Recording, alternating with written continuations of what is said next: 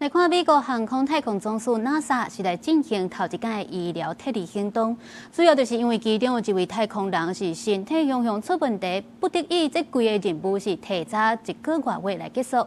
这4位太空人嘛拢已经平安返来到地球。SpaceX 升龙号太空船载2个美国的、一个日本的，甲一个罗西亚的太空人，伫脱离太空站登去地球了后，冲落伫加州外海的太平洋。Splashdown of Crew 11. After 167 days in space, Dragon and NASA astronauts Zena Cardman and Mike Fink, Kimya Yui of JAXA, and Roscosmos cosmonaut Oleg Platonov are back on Earth.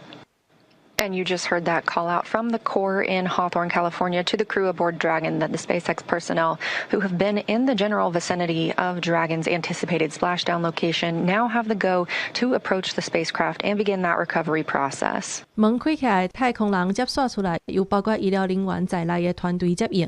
And it looks like our first crew member out of the spacecraft is NASA astronaut Mike Fink.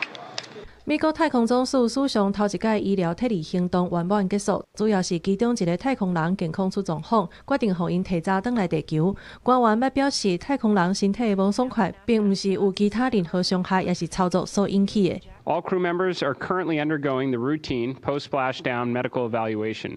The crew member of concern is doing fine. You learn basic anatomy, you learn all about the human body, you learn how to do basic medical procedures, and some of these are for the experiments that we do up on the International Space Station, so blood draws, you have to learn to draw blood from yourself.